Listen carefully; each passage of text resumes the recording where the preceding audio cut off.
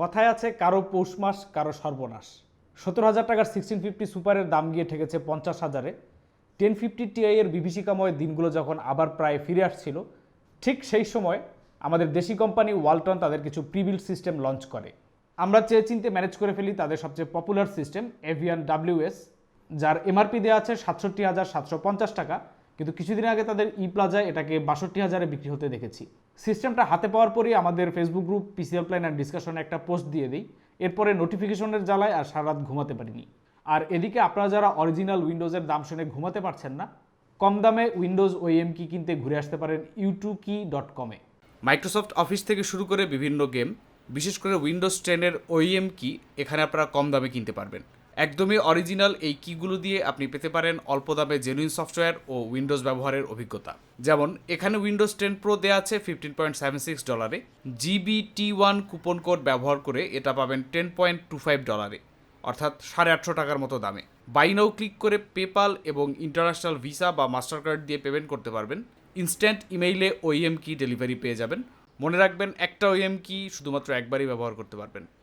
তো যাই হোক, পিসি মার্কেটের এই মরুভূমি দশার মধ্যে যাদের কাছে ওয়ালটনের এই পিসিটা এক পশলা বৃষ্টির মতো মনে হচ্ছিল, তাদেরকে বলছি আরেকটু ধৈর্য ধরুন, আগে সাইড প্যানেলটা খুলতে দিন। ওয়ালটন এভিয়ান WS এর বিভিন্ন কম্পোনেন্ট নিয়ে নাড়াচাড়া, এর পারফরমেন্স টেস্টিং এবং কাস্টম পিসির সাথে কম্প্যারিজন নিয়ে ইন্ট্রো পরে ফিরছি আমি অরণ্য জামান। Welcome to PC builder Bangladesh.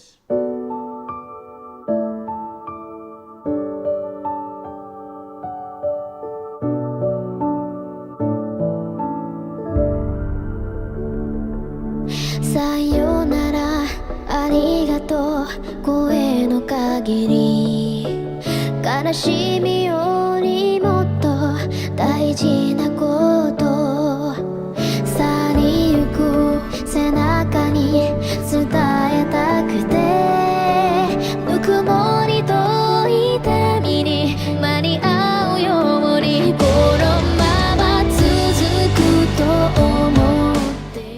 Video শুরুতে পৌষ মাস আর মাঘ মাসের কথা বলছিলাম। এর কারণ হচ্ছে গত প্রায় 5-6 বছর যাবতই ওয়ালটন বাংলাদেশের কম্পিউটার মার্কেটে ঢোকার জন্য আস্তে আস্তে চেষ্টা করছিল। ল্যাপটপ মার্কেটে তারা মোটামুটি একটা অবস্থান তৈরি করে নিতে পারলেও ডেস্কটপ মার্কেটে আসলে সত্যিকারে ঠেকায় না পড়লে সহজে কেউ ওয়ালটন নিতে চায় না। ধীরে ধীরে তাদের কয়েকটা মডেলের SSD আর কিছু মাউস কিবোর্ড পপুলার হলেও হোল সিস্টেম ওয়ালটন থেকে কেউ নিয়েছে এমন খুব একটা চোখে পড়েনি। এর বড় কারণ হচ্ছে ওয়ালটন যাদের সাথে কম্পিট করছে, যেমন অ্যাসুস, MSI, গিগাবাইট থেকে শুরু করে ডেল বা HP, এই কোম্পানিগুলো যথেষ্ট স্টাবলিশড, পুরানো, এদের মার্কেটিং ফান্ড অনেক এবং এদের নিজস্ব ম্যানুফ্যাকচারিংও রয়েছে অনেক ক্ষেত্রে। আর এদিকে ওয়ালটন এই সেদিনের কোম্পানি, লোকালি তেমন কিছু সোর্স তো করতে পারেই না, আবার গরিব দেশের ব্র্যান্ড বলে তো একটা ব্যাপার আছেই। কিন্তু গত বেশ কয়েক মাসে ওয়ার্ল্ড ওয়াইড চিপ শর্টেজে ওয়ালটনের জন্য মাঠটা হঠাৎ করেই খালি হয়ে যায়। এখন এই মুহূর্তে যখন কাস্টম পিসি কেনা খুবই কঠিন, তখন ওয়ালটন বাজারে ছাড়ে তাদের এই এভিয়ান WS। নর্মালি আমরা আমাদের চ্যানেলে পিসি বিল্ড করে থাকি, তবে আজকের উল্টোটা হবে।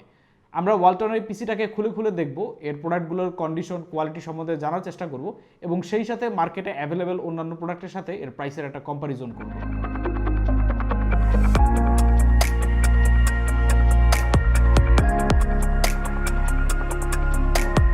কেসটা অ্যাভারেজ, এটার দাম 3-4 হাজার টাকার কেসগুলোর মতোই দেখে মনে হচ্ছে। কোনো একটা স্টিকার লাগানো। প্রথমে ভেবেছিলাম যে ডেল বা HP প্রিবিল্ড সিস্টেমগুলোর মতো এটারও সাইড প্যানেল খোলা নিষেধ, অর্থাৎ স্টিকার ছিললেই ওয়ারেন্টি ভয়েড। যেহেতু বাইরের দেশে পুরনো অনেক প্রিবিল্ড সিস্টেম প্রোভাইডার এই নিয়মটা মেনটেন করে, তাই ওয়ালটনের জন্য এটা স্বাভাবিক বলেই মনে হচ্ছিল। তবে কিছু গ্রুপ মেম্বার এবং কনজিউমারদের রিকোয়েস্ট আমলে নিয়ে ওয়ালটন এই নিয়মটা রিভোক করে। এটা খুব ইন্টারেস্টিং একটা ডেভেলপমেন্ট, কারণ এতে যে কেউ পিসিটা দরকার মতো আপগ্রেড করতে পারবে, অর্থাৎ একটা কাস্টম পিসির কাস্টমাইজ করার সুবিধাটা এই প্রিবিল্ড সিস্টেমে বজায় থাকলো, আর সাথে অকেশনালি পরিষ্কার করাটাও ইজি হয়ে গেল। এই মুভটা ওয়ালটনের রিয়েলি একটা কনজিউমার ফ্রেন্ডলি মুভ। মনে হচ্ছে তারা কনজিউমারকে প্রায়োরিটি দিয়েই মার্কেটে অবস্থান তৈরি করতে চাচ্ছে। ফ্রন্ট সাইড প্যানেলটা টেম্পার্ড গ্লাসের মতো, তবে 3-4 হাজার টাকার কেসে যা হয় আর কি, চলনসই মানের। সাইড প্যানেলখানা খুলে ফেলার পরে যা দেখলাম তা দেখার জন্য আমরা মানসিকভাবে প্রস্তুত ছিলাম না। পেছনের একটা আর সামনের দুইটা, 3টা ফ্যানে এক্সস্ট সিস্টেমে লাগানো, যেখানে সামনের ফ্যানগুলো ইনটেক হওয়ার কথা, যদিও অনেকে এটাকে নেগেটিভ প্রেশার ট্যাকটিক বলতে পারেন। এছাড়া দেওয়া আছে 2টা LED ফ্যান, একটা সামনে আর একটা পেছনে লাগানো। দুটোই সামনে লাগানো ছিল কমন সেন্সের ব্যাপার, কারণ সামনে একটা লাইট জ্বলা ফ্যান আর একটা লাইট ছাড়া ফ্যান দেখলে যে কেউ মনে করবে একটা নষ্ট। এরকম অড পেয়ারিং আর ফ্যান সেট আপ কে করলো, কেন করলো, সব পিসিতেই করেছে কিনা ওয়ালটনের প্রতি প্রশ্ন থাকলো। ইউজারদের উদ্দেশ্যে বলছি, যারা এই পিসিটা কিনবেন বা কিনেছেন, তাদের প্রথম কাজ হবে পিসিটা বাসায় নিয়ে ফ্যানের ওরিয়েন্টেশন ঠিক করে নেওয়া। জাস্ট স্ক্রু খুলে সামনে ফ্যান দুটো উল্টো করে লাগিয়ে নিতে হবে। আর রিকোয়েস্ট, প্লিজ দয়া করে এই লাইট ছাড়া ফ্যানটা পেছনে এক্সস্টে লাগিয়ে নেবেন। পেছনের কেবলগুলো বেশ ভালোভাবে রাউট করা হয়েছে, কেবল টাইটুই দিয়ে আটকানো আছে, ভালোই কেবল ম্যানেজমেন্ট। পিসিতে কোনো সিডিরম অপটিক্যাল ড্রাইভ নাই। অনেকে প্রশ্ন করতে পারেন, তাই বললাম। সিডিরমের চল আরও 10 বছর আগেই গেছে। যারা অপটিক্যাল ড্রাইভ নিয়ে দুশ্চিন্তায় আছেন তারা দয়া করে ইন্টারনেট ব্যবহার শিখুন, অ্যাটলিস্ট একটা পেন ড্রাইভ কিনে নিন। এরপরে এই বিল্ডের মেইন জিনিস গ্রাফিক্স কার্ড। এটা নির্ঘাত একটা লটারির টিকিট। কেনার পরে আপনার 1650টা খুলে যদি মার্কেটে বেচে দেন, বলা যায় না আপনি 40-50 হাজার টাকা পেয়ে যেতে পারেন। দেয়া আছে গিগাবাইট 1650 নন সুপার 4GB কার্ডটা। এটার দাম নর্মাল সময়ে 14-15 হাজারের মতো, এখন রিটেল স্টকে নেই। তাও রায়ান্সের ওয়েবসাইটে সর্বশেষ লিস্টিং করা ছিল 23,000 টাকা মাত্র। কিছুদিন আগে দেখলাম 1650 সুপার 50 হাজারের আশেপাশে বিক্রি হচ্ছে বেশ কয়েক জায়গায়। তাই এই পিসি খানা কিনে নগদে জিপিউটা বেচে দিয়ে আপনারা 50,000 টাকার মতো তুলে নিতে পারেন। দুঃখের ব্যাপার হচ্ছে বেচে দিলে নিজে কিছু চালাতে পারবেন না। তো এই এক গ্রাফিক্স কার্ডই ওয়ালটনের এভিয়ান WS সিস্টেমটাকে একটা আনবিটেবল ডিল বানিয়ে ফেলেছে। এরপরে স্টোরেজ। প্রাইমারি সিস্টেম ড্রাইভ হিসেবে দেওয়া আছে Walton antique 256GB M.2 SSD, যেটার দাম স্কাইল্যান্ডে লিস্টিং করা আছে 3200 টাকায়। ওয়ালটনের branded SSD, good move. Secondary storage হিসেবে কেসের পেছনে দেওয়া আছে একটা 1TB Seagate Barracuda green hard drive, normal ফাইলপত্র স্টোরেজ হিসেবে। এবার সামনের সাইডে র্যামের দিকে লক্ষ্য করা যাক। দেওয়া আছে একটা 8GB 3200 বাসের সিঙ্গেল স্টিক, কোনো হিটসিঙ্ক নাই। অদ্ভুত ব্যাপার, চিপের গায়ে ওয়ালটনের সিল মারা দেখছি। নর্মালি কর্সেয়ার কিংবা অন্য কোনো কোম্পানি সচরাচর এই কাজটা করে না, কারণ যেহেতু তারা নিজেরা মেমোরি চিপ ম্যানুফ্যাকচার করে না। পরে অবশ্য খোঁজ নিয়ে জেনেছি ওয়ালটন SK হাইনিক্সের চিপ ব্যবহার করছে। এক্ষেত্রে কিছু নবীন ইউজারদের কাছে পয়েন্টলেস সমালোচনা শুনলেও অরিজিনাল ম্যানুফ্যাকচারের নামই ব্যবহার করার জন্য পরামর্শ থাকবে, কারণ লিডিং সব র্যাম সাপ্লায়ারই তাই করে। আর যে কোনো দিন হাইনিক্সের সিল ওয়ালটনের সিল থেকে অনেক বেশি ট্রাস্টওয়ার্দি, অন্তত র্যাম চিপের ক্ষেত্রে। আরেকটা ব্যাপার হচ্ছে এখানে কস্ট কাটিংয়ের জন্য সিঙ্গেল একটা 8GB স্টিক ব্যবহার করা হয়েছে। যদি দাম আর একটু বাড়িয়ে হলেও 2টা 8GB স্টিক ব্যবহার করা হতো তাহলে ডুয়েল চ্যানেলের সুবিধাটা নেওয়া যেত। অবশ্য কনজিউমারদের মধ্যে অনেকেই হয়তো এই সিঙ্গেল হিটসিঙ্ক ছাড়া র্যামটা পাল্টে ডুয়াল চ্যানেলের 8GB র্যাম নিয়ে নেবেন, তো সেক্ষেত্রে এই প্রবলেমটা সলভ হয়ে যাচ্ছে। হিটসিঙ্ক ছাড়া 8GB 3200 বাসের র্যামগুলো 3000 টাকার আশেপাশে পাওয়া যেত, কিন্তু এই মুহূর্তে মার্কেটে কোথাও দেখতে পাচ্ছি না। আর 8GB র্যাম যদি আপনারা খোঁজেন সেগুলো 5500-এর মতো দাম এই মুহূর্তে, কিন্তু কিছুদিন আগেও এগুলো 4000-এর নিচেই ছিল। এরপরে পাওয়ার সাপ্লাই। সব কম্পোনেন্টে প্রপারলি রেগুলেটেড পাওয়ার সাপ্লাই করার জন্য একটা ভালো মানের PSU খুব বেশি জরুরি। এই পিসিতে দেওয়া আছে 720 ওয়াট ডিসি আউটপুট দেবে এমন একটা 80+ ব্রোঞ্জ পাওয়ার সাপ্লাই। নর্মালি 750 ওয়াটের ব্রোঞ্জ রেটেড পাওয়ার সাপ্লাইগুলোর দাম 7500 টাকার মতো, যদিও সেগুলোর কোয়ালিটিতে আরও কিছুটা ডিফারেন্স আছে, যা নিয়ে আমার ধারণা এখনও পরিষ্কার নয়, তাই বেশি আলোচনায় যাচ্ছি না। ধরে নেই এটার দাম 7-এর মতো, পরে হিসাব কষে দেখা যাবে। এরপরে মেইন জিনিস প্রসেসর। দেওয়া আছে Ryzen 5 3600। গত বছর দুয়েকের মধ্যে মিড রেঞ্জ বাজেটের মধ্যে মাল্টি থ্রেডেড ওয়ার্কলোডের জন্য সবচেয়ে বেশি বিক্রিত প্রসেসর এটা। এটার দাম রিটেল মার্কেটে 17500 টাকার মতো। সাথে স্টক কুলার ইনস্টল করা আছে। প্রোডাক্টিভ কাজকর্মে এটা একটা বিস্ট। গেমিংয়েও এটার current competition Intel i5 11400F থেকে খুব বেশি পিছিয়ে নেই। 11400F আবার এখনও বাংলাদেশের বাজারে এসে পৌঁছায়নি। তবে স্টক কুলারে এটার টেম্পারেচার কন্ট্রোল নিয়ে বেশ কিছু কমপ্লেন আছে। অনেকেই আন্ডারভোল্ট আর ওভারক্লক করে চালাচ্ছেন। তবে এইসব পেইন থেকে মুক্তি পেতে 3000 টাকার আশেপাশে চাইলে একটা এয়ার কুলার আপনারা আপগ্রেড করতেই পারেন। অবশ্য স্টক কুলারে ডিফল্ট ক্লকে খুব বেশি গরম না পড়লে পরে, অথবা খুব বেশি স্ট্রেস যদি প্রসেসরে না দেন, তাহলে নর্মাল কাজকর্মে খুব বেশি সমস্যা হওয়ার কথা নয়। সবশেষে বাকি রইল মাদারবোর্ড। মাদারবোর্ড হিসেবে ব্যবহার করা হয়েছে Gigabyte B450M S2H V2 ultra durable মাদারবোর্ডটা। মাদারবোর্ডের নামে যাই থাকুক না কেন, এটা আসলে একদমই এন্ট্রি লেভেল একটা B450 মাদারবোর্ড। এটার দাম হচ্ছে মাত্র 6500 টাকা। টমাহক বা মর্টার ম্যাক্সের মতো সলিড VRM না হলেও কাজ চলে যাবে আর কি।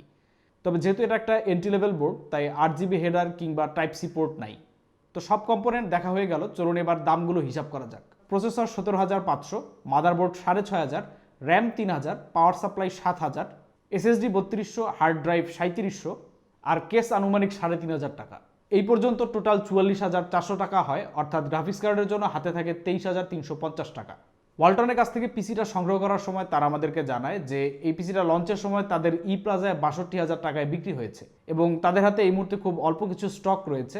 যদি পিসি বিল্ডার বাংলাদেশের রেফারেন্স নিয়ে কেউ তাদের ফেসবুক পেজে নক করে, তাহলে এখানকার ইউজারদেরও তারা 62000 টাকায় এই পিসিটা দেবে। তো সেইভাবে হিসাব করলে পরে গ্রাফিক্স কার্ডের জন্য আমাদের হাতে থাকছে 17600 টাকা। কারেন্ট মার্কেট সিচুয়েশনে এই প্রাইসে এই গ্রাফিক্স কার্ড অফার করতে পারা ওয়ালটনের জন্য একটা ক্লিয়ার উইন। তবে আনফরচুনেটলি তাদের এই জয় আমাদের কাছে হারের সমান মনে হয়েছে, কারণ আমরা জেনেছি এই পিসির খুব অল্প কিছু ইউনিট তাদের স্টকে রয়েছে। ভ্যালু জিনিস যদি বেশি মানুষের হাতে নাই পৌঁছায় তাহলে একটা ব্র্যান্ড কিভাবে গ্রো করবে আর মানুষের ট্রাস্টই বা কিভাবে অর্জন করবে। দারুণ একটা সুযোগ ছিল পুরো একটা জেনারেশনের মার্কেট শেয়ারের ম্যাক্সিমামটা ওয়ালটনের নিজেদের করে নেয়ার, বিশেষ করে যখন বিদেশি নামজাদা কোম্পানিরা প্রোডাক্টই দিতে পারছে না। তবে লিমিটেড স্টকের কারণে ওয়ালটন এই সুযোগটা পুরোপুরি সদ্ব্যবহার করতে পারলো না। কম্পোনেন্ট ইন্সপেকশন শেষ, এবার পারফরমেন্স টেস্ট। আসলে Ryzen 5 3600 আর GTX 1650 কম্বোর পারফরমেন্স নিয়ে আপনাদের অধিকাংশেরই একটা ভালো ধারণা আছে বলেই আমার বিশ্বাস। তাই আমরা জাস্ট টেম্পারেচার টেস্ট আর দু একটা গেম রান করে দেখব যে সিস্টেমটা up to the mark perform করতে পারছে কিনা। সিস্টেমটাকে আমরা 2 দফায় আধা ঘন্টা করে প্রাইম 95 দিয়ে টর্চার টেস্ট করি। প্রথমে সামনের ফ্যানগুলো বাই ডিফল্ট যেভাবে এসেছে, অর্থাৎ অল এক্সস্ট দিয়ে অ্যাভারেজ 3824 মেগাহার্জের মতো ক্লক স্পিডে অ্যাভারেজ টেম্পারেচার রেকর্ড হয়েছে 88.3 ডিগ্রি সেলসিয়াস। দ্বিতীয়বার ফ্যানগুলো উল্টে ইনটেক হিসেবে সেট করে আবার সেই স্ট্রেস টেস্ট দেই। এবার অ্যাভারেজ 3884 মেগাহার্জে গড় টেম্পারেচার ছিল 85.45 মতো, অর্থাৎ জাস্ট প্রপার ফ্যান সেটআপের কারণে প্রায় 3 ডিগ্রি লেস টেম্পারেচার। যদি সিপিইউটা ওভারক্লক করা হতো তাহলে ডিফারেন্স আরও বাড়ত। এরপরে গেম টেস্ট। 1080pতে মিডিয়াম সেটিংসে অ্যাসাসিনস ক্রিড ভালহালা বেঞ্চমার্ক করেছিলাম। GTX 1650 গ্রাফিক্স কার্ডটা 1865 থেকে 1905 মেগাহার্জ পর্যন্ত ক্লক স্পিড মেনটেন করছিল। 65-66 ডিগ্রি সেলসিয়াস টেম্পারেচারে অ্যাভারেজ FPS পেয়েছি 53, ম্যাক্সিমাম 92 আর মিনিমাম 26। 1650 গ্রাফিক্স কার্ডের জন্য যা মানানসই স্কোর। এরপরে আরেকটা কমন গেম টেস্ট করে দেখেছি, Shadow of the Tomb Raider. এই গেমেও জিপিউর পারফরমেন্স এসি ভালহালার সিমিলার। গড় পেয়েছি 49 FPS, ম্যাক্সিমাম 81 আর মিনিমাম 39। টেস্টগুলো করার সময় জিপুর পারফরমেন্স অ্যাজ ইউজুয়াল ছিল, তেমন কোনো ফ্ল্যাকচুয়েশন চোখে পড়েনি।